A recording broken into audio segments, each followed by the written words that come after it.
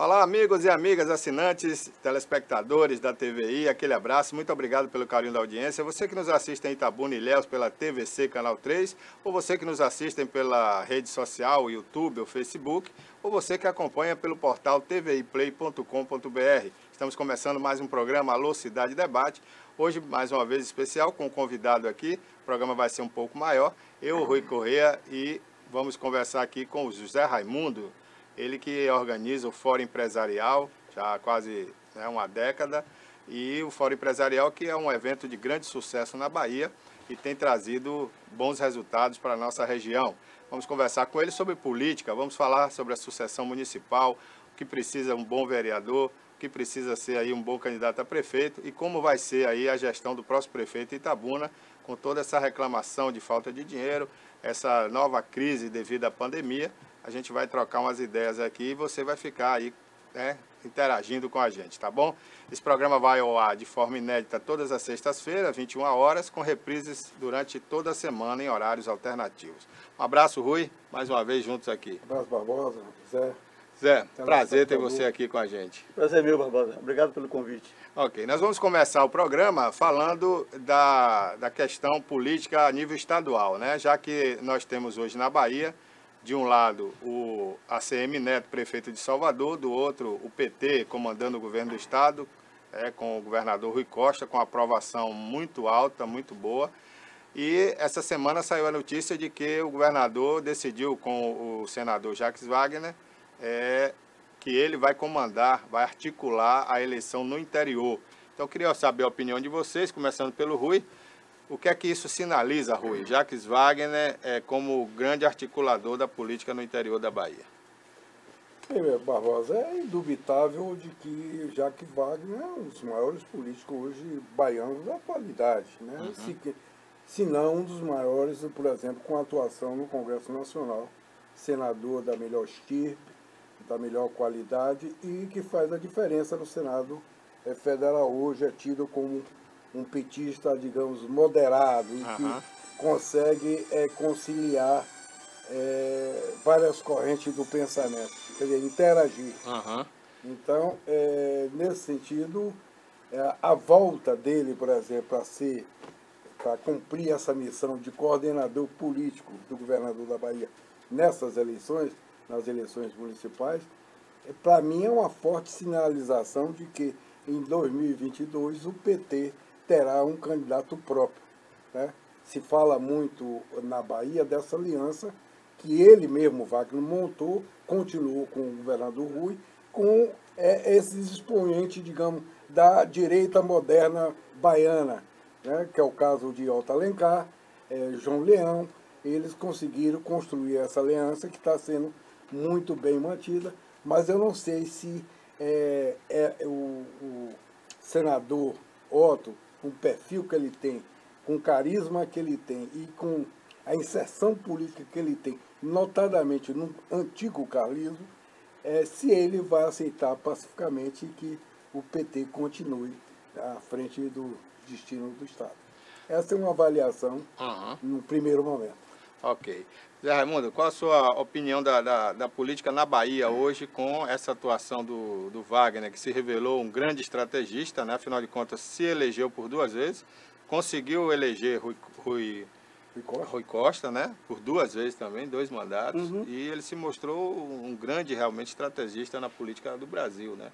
As ponderações que Rui, fazendo aí o paralelo com o Rui Costa, o nosso Rui aqui presente fez, da atuação do ex-governador e atual senador Jacques Wagner, não resta dúvida que uma pessoa que exerceu 2 mandatos de governador no estado da Bahia, que não tenha cacife, conhecimento, capacidade e, de alguns até, o afeto por tudo que ele realizou ou que deixou de realizar por conta das circunstâncias, que ele não possa e que ele não tenha essa estrutura para pavimentar uma nova pauta visando aí uma sucessão governamental ou até a influência na eleição de prefeito no interior da Bahia e na própria capital, que é, sem dúvida, a vitrine para qualquer agente político.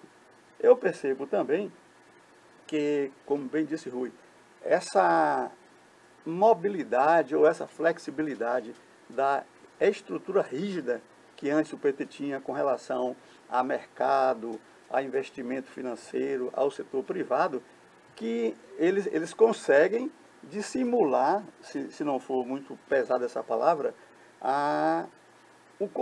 o pensamento contrário de antes, né?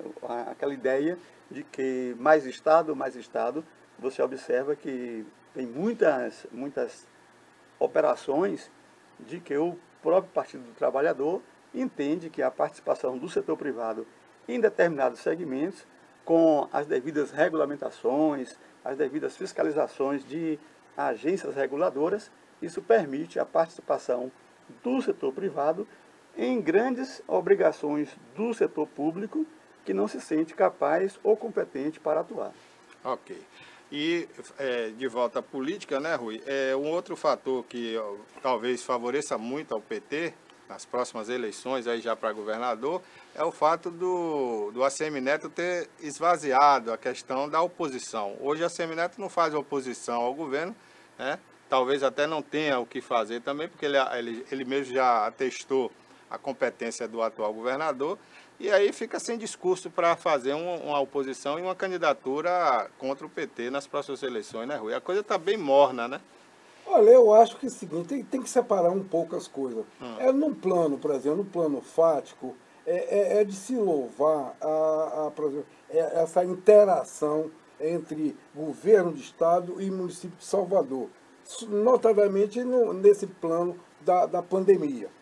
Eles deram um banho para o Brasil de que adversários políticos podem, no momento fundamental da saúde pública ou qualquer outro da segurança, trabalhar em conjunto para atender aquilo que é fundamental na cidadania. É o direito do cidadão ter uma boa saúde, o direito de ter uma boa segurança pública, e nesse caso específico de Salvador, eles deram um banho para o Brasil, tá certo? Eu acho que superaram essa questão dogmática, ideológica, né? Isso aí foi um exemplo. Agora, nós não podemos nos esquecer de que ACM Neto é neto de um dos maiores políticos baianos, né? Eu não posso, embora tenha sido adverso, nunca tenha votado nele, mas tem que reconhecer que ele teve um papel importantíssimo no Estado, seja como político, seja como empreendedor.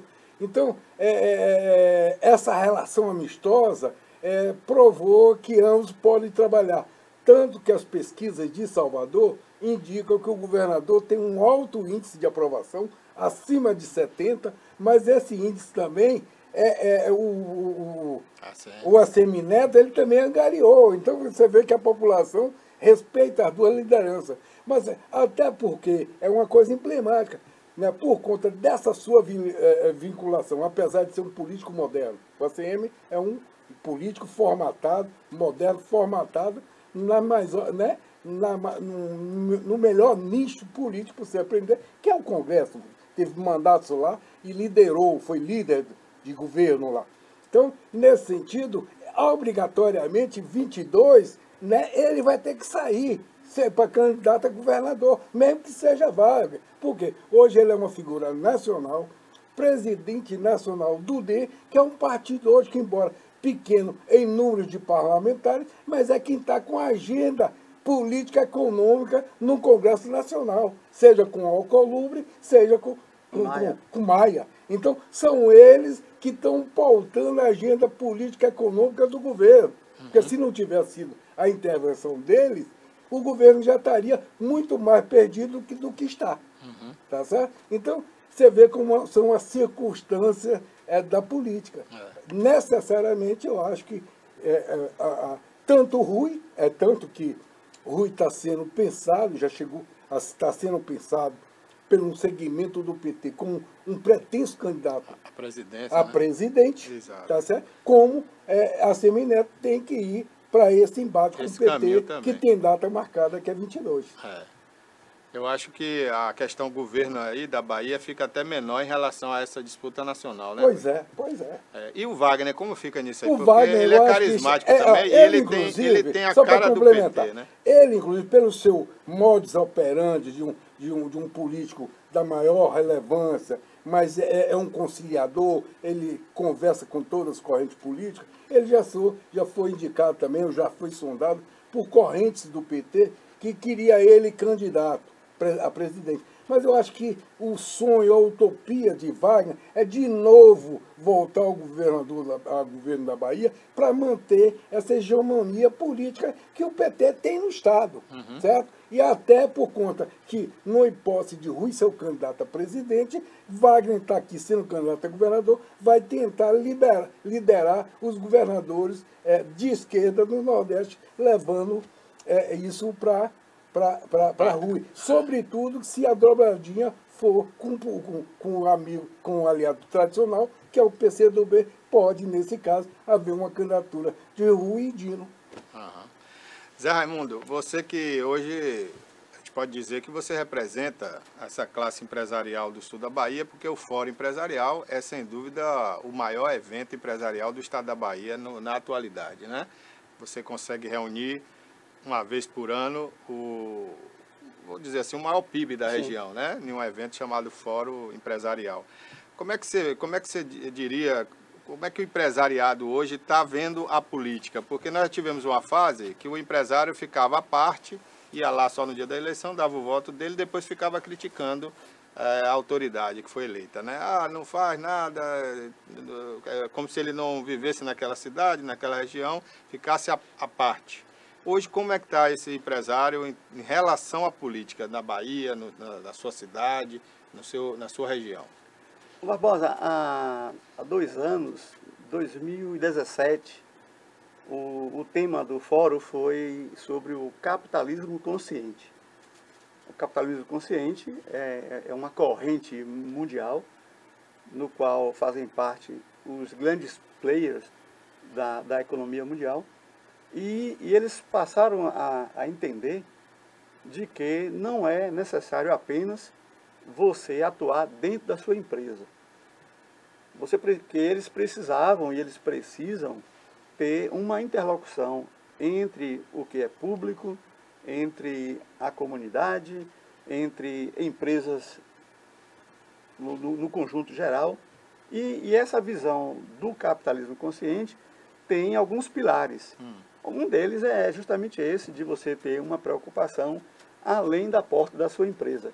E necessariamente não existe nenhum segmento empresarial que esteja tão distante para que não perceba que o Estado, aí eu falo Estado município, Estado como instituição, não seja o principal protagonista do desenvolvimento.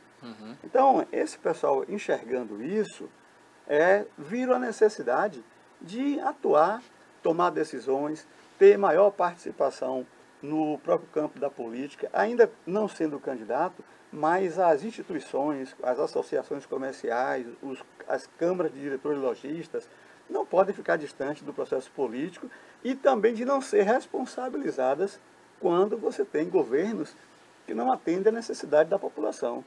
Porque esses líderes, evidentemente, eles são denominados líderes por enxergar e por ter esse compromisso também de cuidar das suas empresas, mas ter um olhar muito, muito além do horizonte para perceber que a comunidade deve evoluir também, deve enriquecer também junto com o capital empresarial. Então, o capitalismo consciente foi abordado lá no fórum.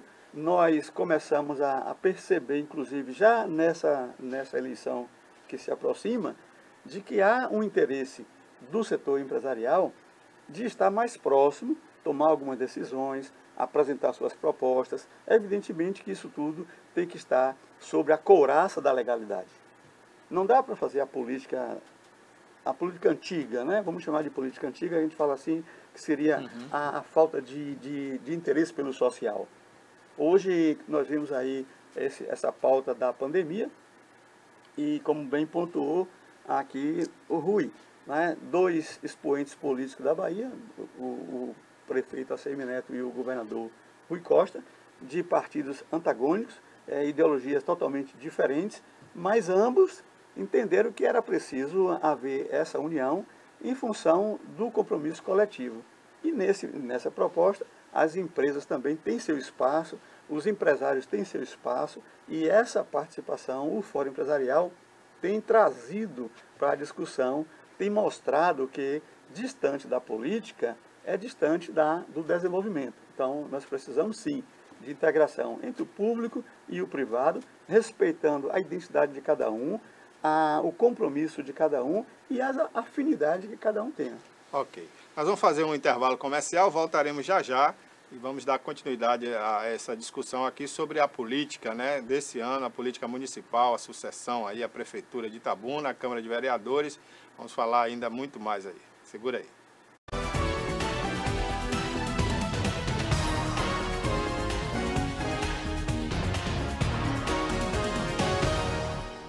Olá, amigos e amigas, assinantes, telespectadores, internautas que assistem a TVI. Muito obrigado pelo carinho da sua audiência. Vem muita novidade por aí, hein? Vá aguardando.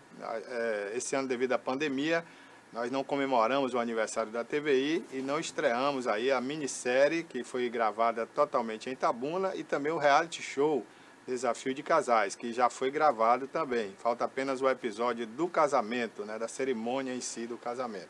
Então, em breve você vai ter essas novidades aqui na nossa programação e muito mais vindo por aí.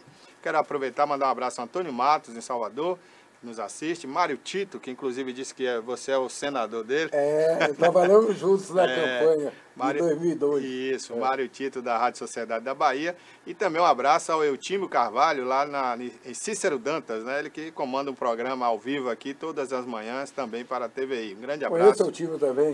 O time já esteve aqui, né? Fazer um programa aqui com a gente. Hoje ele faz lá de Cícero Dantas, aquela região lá do Sertão Baiano. Então, muito obrigado aí pelo carinho de vocês. Continuando aqui com a nossa discussão, vamos entrar agora no mérito municipal, né? Na sucessão à Prefeitura de Itabuna. Todas as eleições nós vemos aí uma discussão dos pré-candidatos sobre a falta de recurso dos municípios.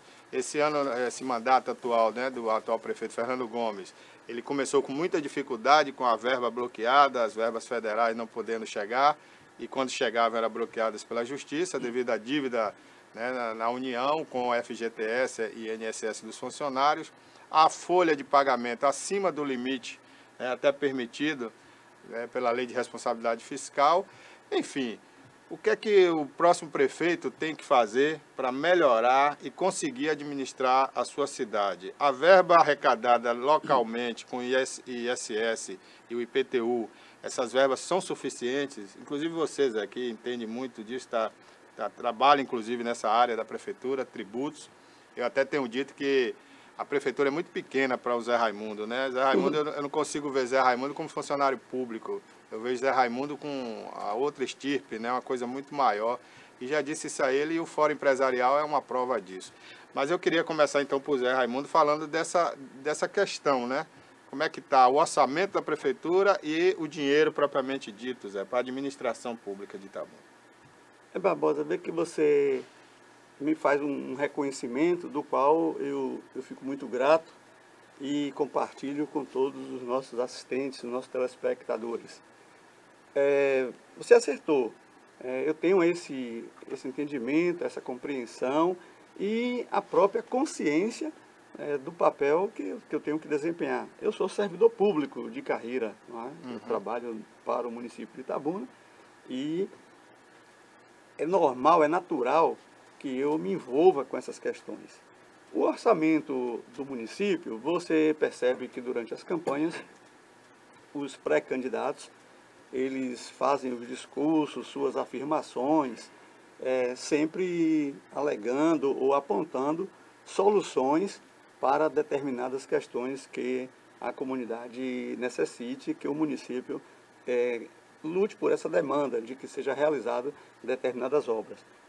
Eu digo só o seguinte: para que você possa falar pontuar essas questões, é necessário que você haja o conhecimento de um equipamento na gestão pública que é chamado o PPA, o Plano Plurianual, que é ele que determina o que o chefe do executivo, do que o município, o prefeito, vai ao longo de 4 anos realizar.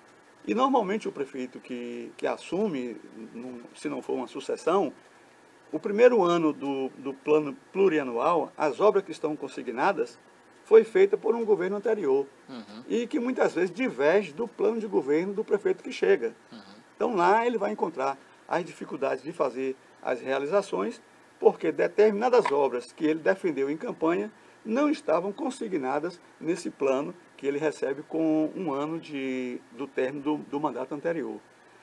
Relacionado à verba, se suficiente ou insuficiente, é preciso que esse candidato, que o seu staff, que as pessoas que compõem a sua campanha conheçam as obrigações que já são constitucionais. Depois da Constituição de 88, algumas saúde, educação, depois a Lei de Responsabilidade Fiscal em 2001, fixou e determinou parâmetros para que o município não quebrasse, não fugisse dessa regra de executar o orçamento. Hoje, 56% para salário, 25% para educação, 15% para saúde.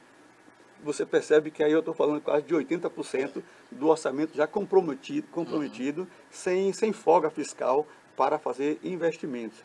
Uma cidade como Itabuna, que tem aí 200 mil habitantes, uma demanda imensa, as crises naturais, foi vassoura de bruxa, enfim, o desemprego que gerou na região, é normal que essas pessoas busquem cidades como Itabuna, como Ilhéus, Conquista, que são maiores, para buscar os seus empregos. E chegando aqui é mais demanda, é saúde, moradia, educação, segurança. Sim. Veja bem, na verdade isso aí você está sendo didático e está sendo bom. Mas veja bem, a gente está falando para um público lá que está querendo ouvir o seguinte: Itabuna tem uma receita de quanto, certo? Sim. Quanto significa de recursos próprios, o quanto significa de recurso transferido, o que é que você tem para investimento, porque o candidato, seja o vereador, seja o prefeito, quando ele vai pedir o voto, ele vai para a televisão, ele diz, eu vou fazer isso, eu vou fazer aquilo, tal. É como você diz, no primeiro ano ele está sendo regido, eleito, ele vai se reger pelo um modelo, aliás, de um projeto que foi apresentado. Ele vai ter que trabalhar os 3 últimos anos, tá? Se adequar ao seu plano de governo, tá certo? Correto. Mas eu, por exemplo, além disso, o que eu queria saber, por exemplo, uma comparação.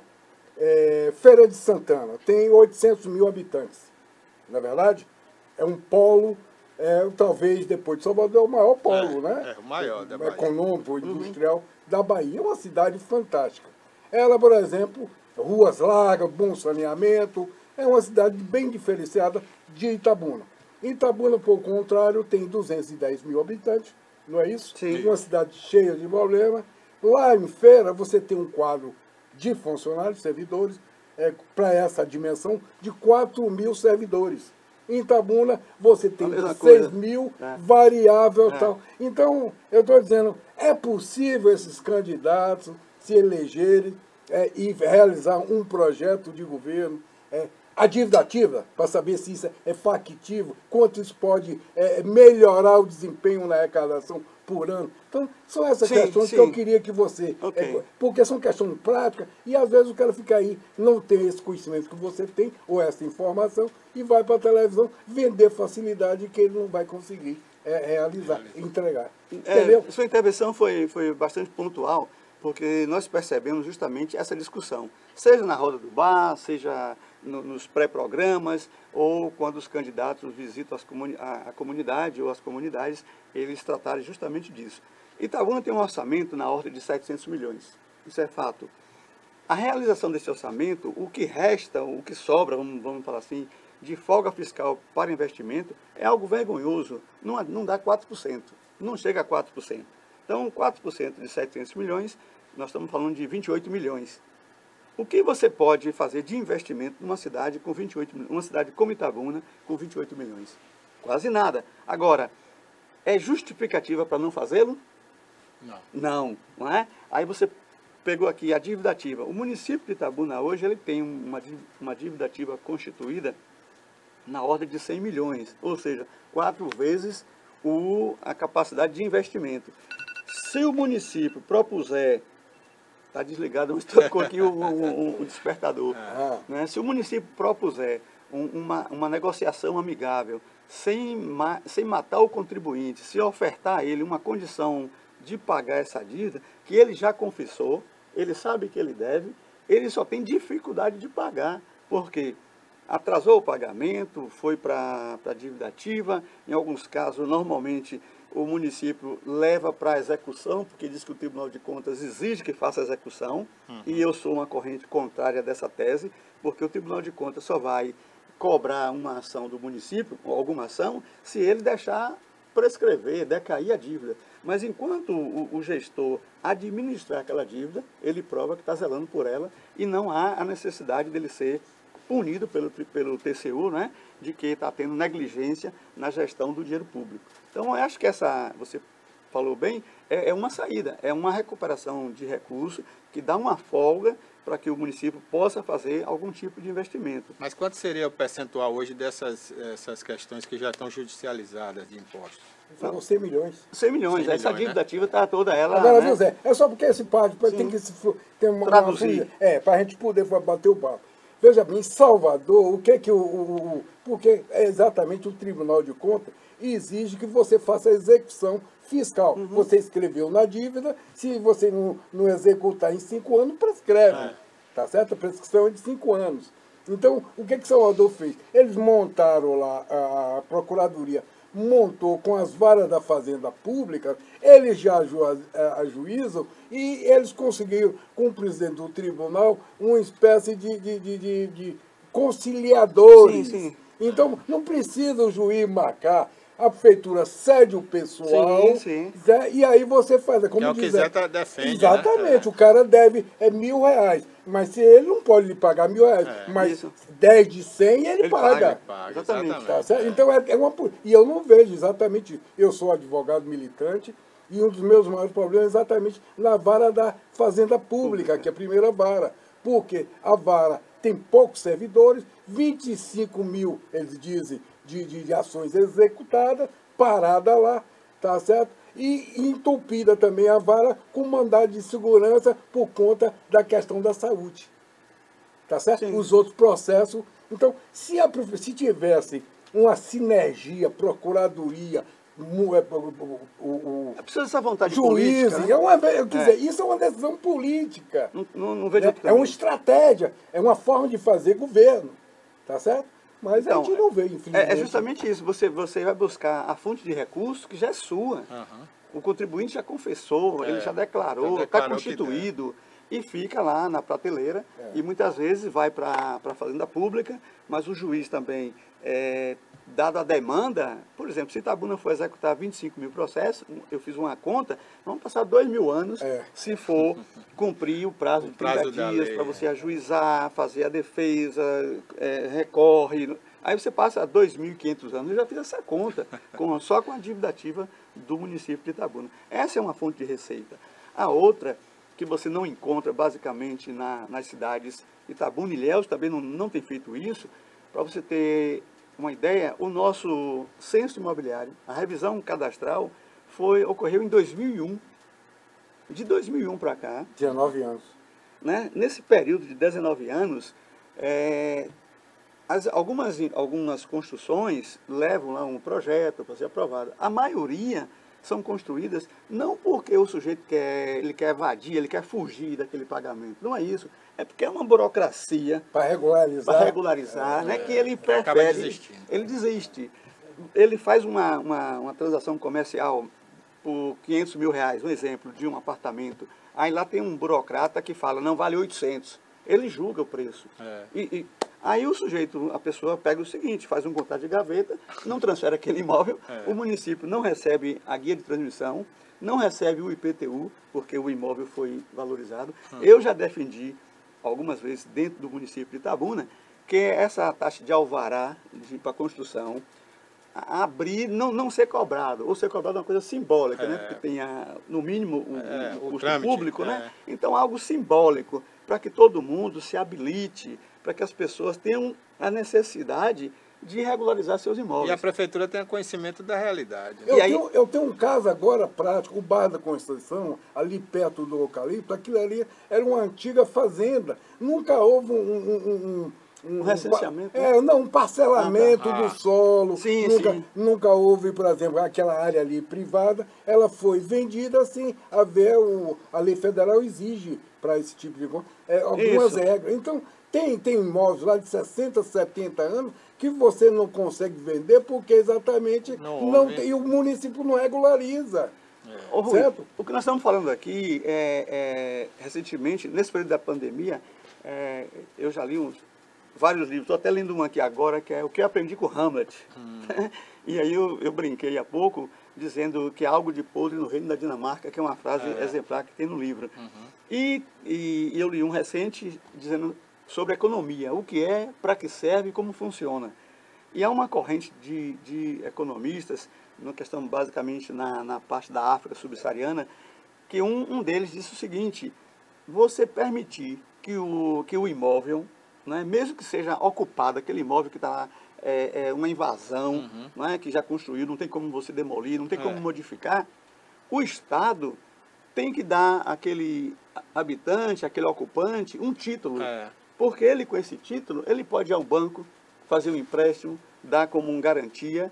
E o próprio município pode arrecadar de forma legal. E esse dinheiro que essa pessoa absorveu com isso, Barbosa, ele vai abrir um comércio e vai fomentar a economia. Então essa discussão tem que ser vista. Você não pode ficar com a visão estritamente de cobrador, de executor. Tem que ter sensibilidade. Hoje a política exige que, além de que você seja técnico, que você também tenha sensibilidade para perceber como é que a população se move, qual é a mobilidade dela, qual é a necessidade, o que é que ela precisa de ajuda. E ela não quer ajuda de cesta básica, ela não quer ajuda de marcar consulta. Não, ela quer que você tenha política pública. Inclusive, Zé, só para encerrar esse bloco aqui, o prefeito eleito, às vezes o governador, eles esquecem do fundamental, né? Ele é um representante do povo, mas quando ele chega lá, ele se coloca como inimigo do povo. É impressionante, né? Vamos fazer um intervalo comercial, a gente vai voltar no próximo bloco falando mais sobre a sucessão municipal de Itabuna.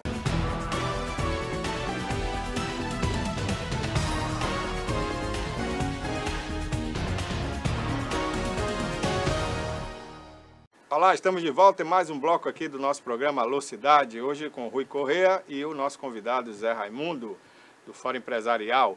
Bom, Rui, vamos falar um pouco agora da sucessão municipal, né? Nós temos aí mais de 10 candidatos, ou pré-candidatos à Prefeitura de Itabuna, mas os que estão aí na briga mesmo são 4 ou 5 que já tem por uma questão de ser apoiado pelo atual prefeito, outro porque já foi prefeito de Itabuna e está bem colocado na pesquisa, o ex-deputado Augusto Castro, né? Então nós temos aí 4 ou 5, Mangabeira, com essa condição até aqui melhor um pouco. Então teríamos aí o Sompo, que é apoiado pela atual administração, temos o Mangabeira, que foi candidato à última eleição e esteve aí perto de 18 mil votos, não foi isso? Foi. Nós temos o Capitão Azevedo, que também está bem colocado na pesquisa, foi prefeito de Itabuna, e nós temos o Augusto Castro, ex-deputado, que depois da pandemia aí que ele sofreu, né, a questão do coronavírus, cresceu mais um pouco, segundo comentários aí.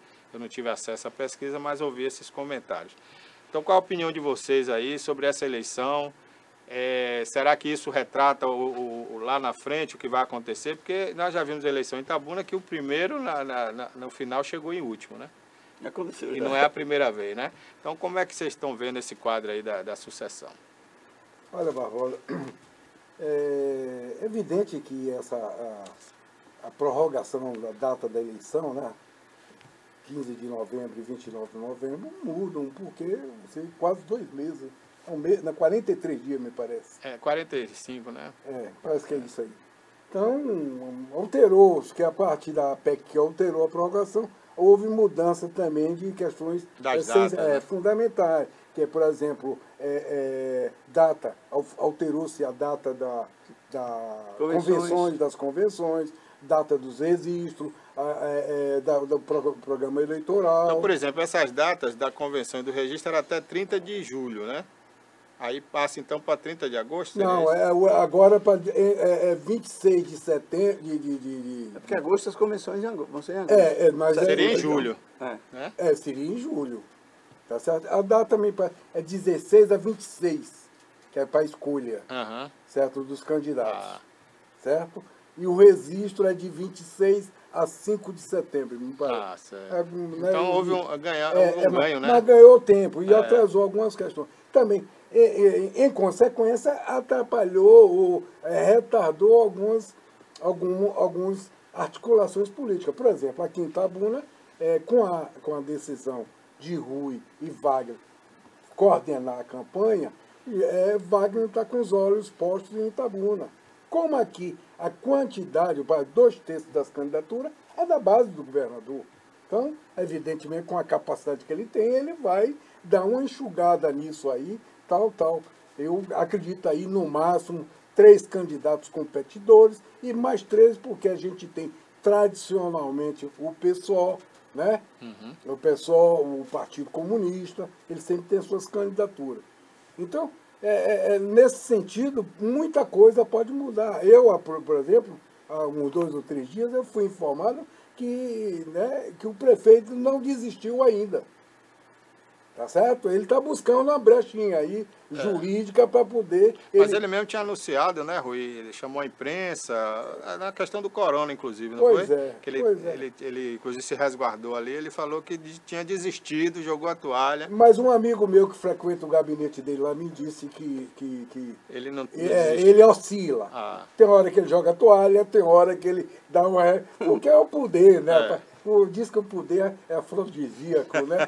Ô Barbosa e Rui, desde quando começou a ideia do processo sucessório, que ela já vinha de 1 ano, né, e que o candidato atual da sucessão pela equipe do governo, do apoio do prefeito Fernando Gomes, não, do prefeito Fernando Gomes, prefeito. Né? Eu imaginava assim, eu achava que o Fernando Gomes sempre que ele seria o candidato, não é? Até porque ele tem um histórico aí. Né? Não dá para desconhecer, negar o histórico dele. Não, né?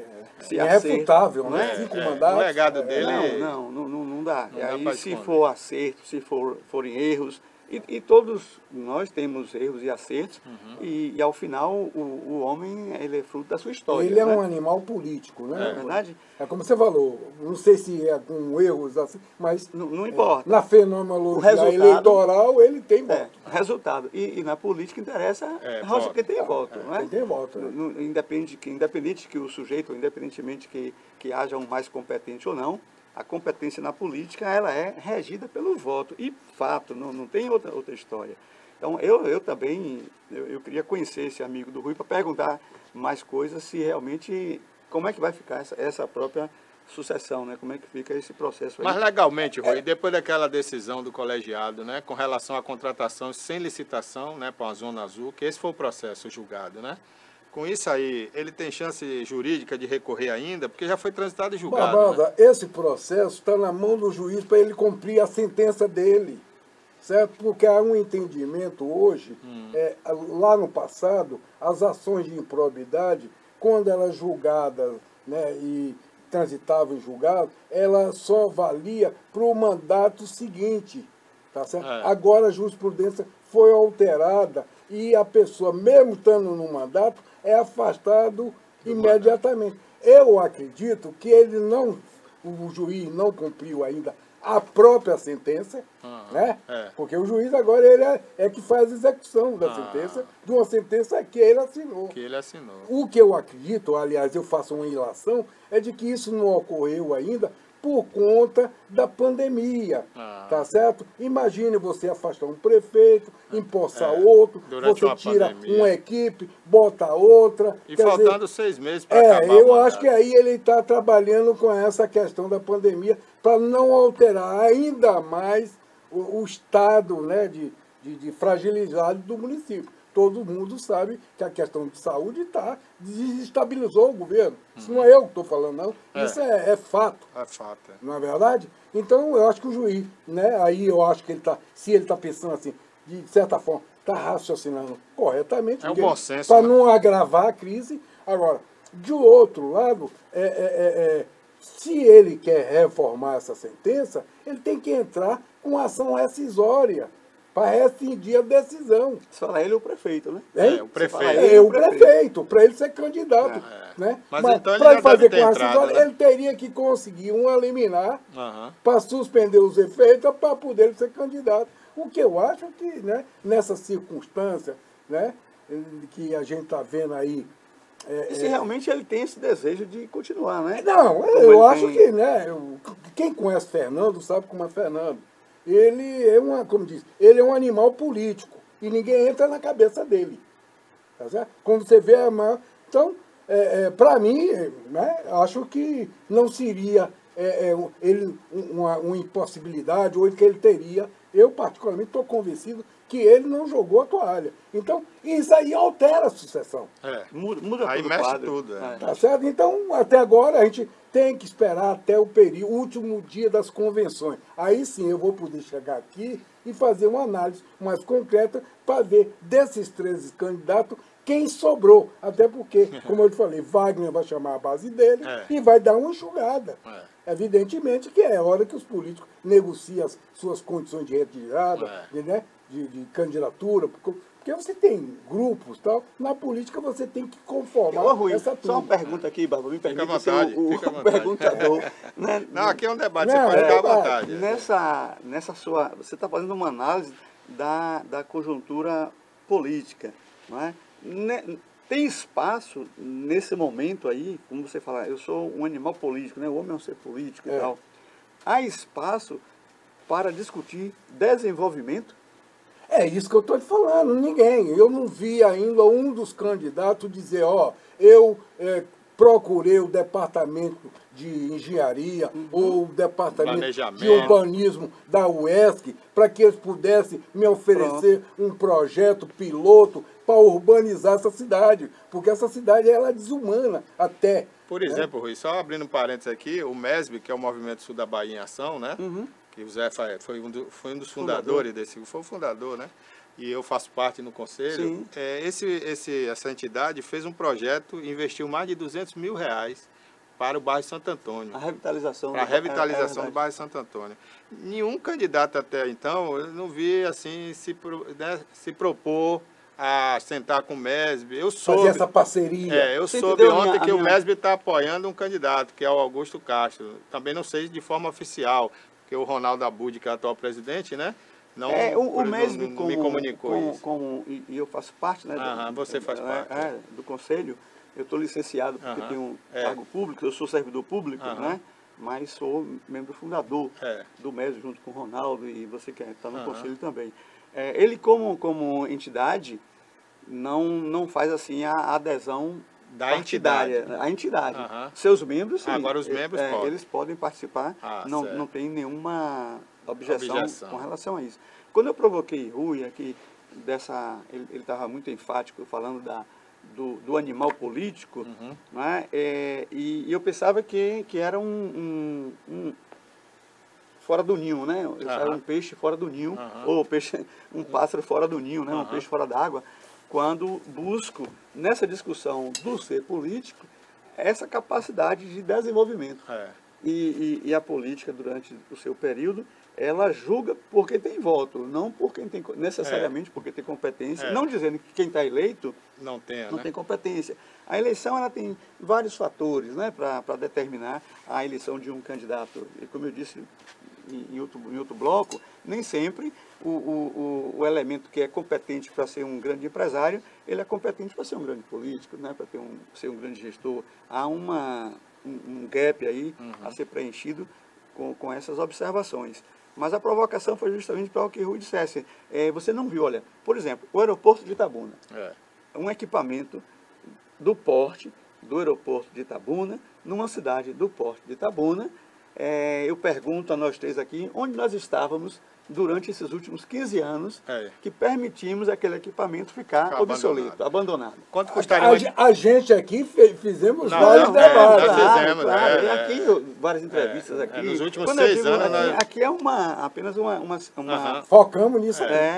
Entendeu? Mas aí você tem que entender o seguinte, não tem como os pré-candidatos não sente com a associação comercial, CDL, Sindicom, Fórum Empresarial, e dizer assim, olha, o que é que falta para nós tornarmos esse equipamento viável? E ter humildade para dizer assim, olha, me diga aí, me mostre como vai desenvolver a nossa economia, o aeroporto, porque eu não tenho essa capacidade. Aí você tem aqui, ele nesse período de reabertura, mesmo com uma abertura assim incipiente, muito fraca, né, porque faltava fechar o muro e tal, né, algumas coisas, não dá para ficar esperando a prefeitura fechar o muro, não dá. Nós vamos ter que chamar os interessados, né? Todas essas pessoas que veem no aeroporto desenvolvimento, e são inúmeras, nós temos muitas empresas que têm esse interesse. Né? Aqui as empresas que fazem transporte de valores, malotes, bancos, grandes empresários que vêm do sul do país, que têm seus negócios aqui, que precisam chegar na cidade, precisam vir investir aqui, eles estão aguardando por isso. Então, está faltando aí essa comunicação, você priorizar para suprir o orçamento, a falta de recursos para fazer com o setor privado. E ele está pronto para isso. Agora, você tem que entender, tem que estender o tapete, porque o outro lado, o lado de cá, eu falo do lado empresarial, do que eu tenho discutido, do que eu tenho abordado com a turma, com o pessoal, todo mundo quer isso. Havia uma timidez, né? Havia assim uma preocupação anterior de que, olha, se eu for seguir com fulano, vai acontecer com Beltrano isso. Gente, isso não existe, quando houve a instituição do sistema, aí eu falo o sistema fiscal, o sistema tributário, hoje é sistema, não tem mais uma ficha onde... Ninguém vai perseguir ninguém. Exatamente, isso caiu por terra e as pessoas começaram a entender que é assim, e quem está no comércio aí há 20 anos, 30 anos, tem que ser considerado. São com pessoas certeza. que gera emprego, gera renda, né? Nós precisamos... Uma outra coisa, uma cidade como Itabuna, centro de um polo, de um entorno, 125 municípios, que todo dia tem gente. Aquilo que é um polo de serviço, um polo aqui são vários polos, viu? Aqui é um polo de saúde. De educação, de saúde, de serviço e de comunicação. Né? Tudo. Nós temos aqui 3 televisões, né?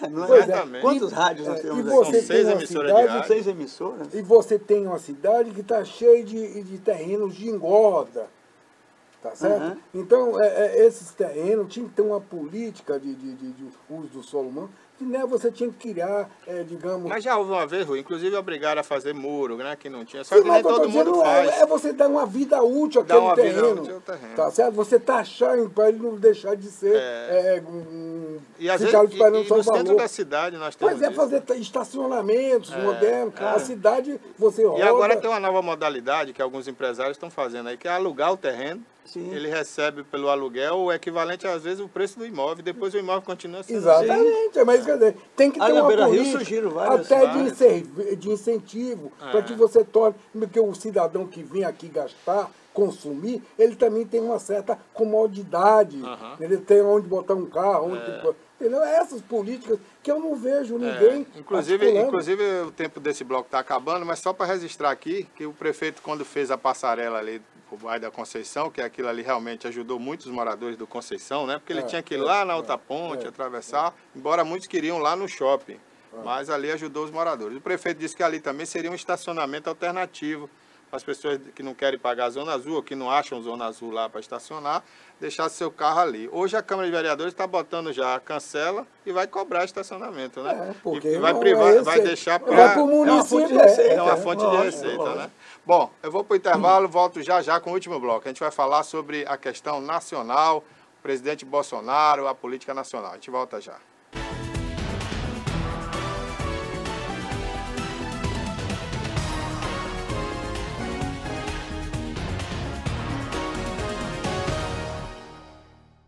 Olá, meus amigos, estamos de volta em mais um bloco aqui do nosso programa Alô Cidade. Eu, Rui Corrêa, e hoje o Zé Raimundo aqui com a gente. Eu já até falei aqui em off, né, que o Zé vai ser convidado outras vezes aqui, porque realmente enriquece, né, com informações aqui, com dados, e é bom a participação do Zé Raimundo aqui com a gente. Bom, Rui, a questão nacional agora. Vamos falar sobre o Fundef, né? Esse fundo já era uma coisa que carimbada, obrigatória para a educação no Brasil.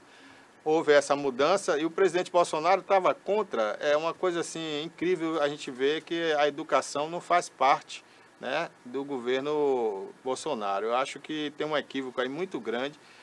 com relação ao Ministério da Educação, porque parece que está assim, é um inimigo, né, a ser abatido a educação.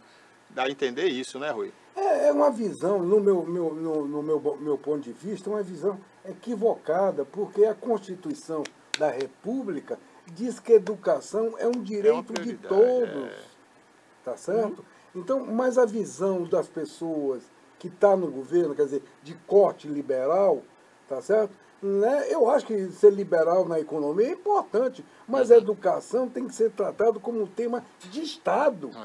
Tá certo? Não dá para você sair privatizando. A privatização de áreas do ensino, ela é fundamental. A área superior é tanto que hoje, né, você tem, quando eu estudei há 20 anos, 20, 30 anos em Salvador, o curso de Direito, você só tinha 2 universidades, a UFB e a Católica. Hoje em Salvador você tem mais de 40 faculdades de Direito. Tá certo? Então aí é válido, mas na educação Mas não básica, pode tirar o direito de quem não pode pagar, né? Da criança, da creche. Agora, Rui, será Mas que deixa eu essa completar. influência No primeiro momento, ele era contra. Mas quando o rolo compressor da educação funcionou, é tanto que a votação na Câmara, somente 8 deputados do PSL, votaram que é dessa corrente, a Bia Kicis, né, votaram contra. Mas aí o governo não só tinha aderido à proposta, não só isso, como também concordou em alterar a alíquota. Quer dizer, a alíquota agora que vai incidir é de 26%. Mas o mais extraordinário de tudo isso, Barbosa, é que o fundo ele não era permanente. E agora ele ganhou status constitucional, ele está na Constituição. Agora ninguém pode mexer. Ele ia terminar agora. Exatamente. Tem um prazo, ele né? terminava agora. Ele agora, mas ele agora, você constitucionalizou ele, que é uma coisa extraordinária, além de ter um ganho. A questão dos recursos da educação, me parece, o problema não está no financiamento, o problema está na ponta. Na execução. Na execução, o desperdício está lá. Concordo. Então, por exemplo, você vem a verba de alimentação para o aluno, vem com verba para dar ao aluno uma alimentação de boa qualidade, né, com base em critérios nutricionais. Proteicos, né? Vai chegar lá na ponta da pequena cidade. Eu tenho um caso da minha cidade que o aluno, 3 horas da tarde, aluno da roça, ele recebe o quê? Aquela broa com suco, aquele que suco. Quando deveria receber uma alimentação substanciosa, porque a ideia do programa é essa. Entendeu? Há um desvio mas não nesse chega sentido. na ponta. Não chega na ponta. Mas aí a culpa não é do programa. Não é do programa, é da execução. É da fonte de financiamento, porque a fonte existe. A fonte existe, né? Então, aí que está o Conselho Municipal, na maioria das pequenas cidades, são pessoas ligadas ao gestor, então não tem independência, em alguns casos até parente. O papel do Conselho Municipal é desse, fiscalizar. Aí você tem, né, o Conselho, você tem a Câmara, os vereadores. É isso que eu ia falar, onde estão os vereadores? E você tem o Ministério Público. Mas ninguém, sabe, dá na cabeça, assim, tipo, eu vou na tal escola agora, 3 horas, para verificar se isso está ocorrendo. Mas aí Rui, só um ponto, é o exercício da cidadania, não é? A gente, quando eu digo lá no fórum, algumas vezes, eu sempre repito e digo nas reuniões pós-fórum, que nós precisamos almoçar mais juntos, né? Mais almoço, mais jantares, para ter justamente esse tipo de debate, que seja prazeroso discutir essas questões públicas, né? A questão pública, que seja prazeroso você se envolver com o desenvolvimento de toda a população, porque nesse período da pandemia, como pontuou aqui o Rui, nós vimos muito as pessoas preocupadas com a violência, né? De que se continuar vai ter roubos, vai ter furtos, enfim, a violência ficou muito associada à desigualdade social. Né? Então, era algo que você não via o debate, porque as pandemias existentes, como tuberculose, AIDS, população carcerária, enfim, desigualdade social, ela tinha um público direcionado, ela tinha uma clientela específica. diferente do coronavírus, que veio pelo andar de cima, né? Como, veio de avião, tipo assim. Enfim, é uma praga que vem de qualquer jeito, de pé, a pé, de avião, de qualquer jeito. É temerosa e não tem, assim, uma solução imediata no momento. Mas voltando para o tema que terminava agora, e esse índice de chegar até 2023 com um valor bem sustentável, que o governo inicialmente se posicionava para, mas não teve estrutura, né? A base... Ele queria, inclusive, suprimir dessa verba 5 bilhões para mandar para assistência social, quer dizer, de tirar o dinheiro já da educação para fazer a ponta da eleição. Né? Porque Então, a assistência social, basicamente, o governo federal dando coberta, eles mandam para os municípios coberta, filtro, da então política. foi quase unanimidade, né, a votação. Né? Agora, só para concluir, eu acho que tem, inclusive, o que reflete essa questão do risco da violência foi que a diagnose, o diagnóstico que o governo fez equivocado, certo? Com relação à economia, certo? Eu sempre defendi porque eu estudei o assunto e verifiquei que todos os grandes economistas brasileiros da linha liberal, certo? Que é Maílson da Nóbrega, Armínio Fraga, todo mundo de direita, não uma direita centralizada, liberal, certo? Mas consequente, todos eles defendiam que o governo no Brasil fizesse o que os Estados Unidos fez, botar dinheiro na mão das empresas, das pessoas, para você fazer a roda da economia. Aqui a gente levou 3 meses esperando que as coisas acontecessem. O dinheiro disponibilizado, né? E o dinheiro não está chegando. Não está chegando. Você veja que assim, tá quando o governo ele desonerou os bancos, né? Ele fez a obrigação do depósito compulsório, ele reduziu, aí colocou na rede bancária, assim, com a canetada, algo como 180 bilhões de reais, que era dinheiro para chegar no pequeno empresário, a padaria, a mercearia, o pipoqueiro, né, até 30 mil reais de faturamento. E essa turma não teve acesso, porque o banco queria dele relacionamento bancário. A Caixa ela relacionamento bancário como?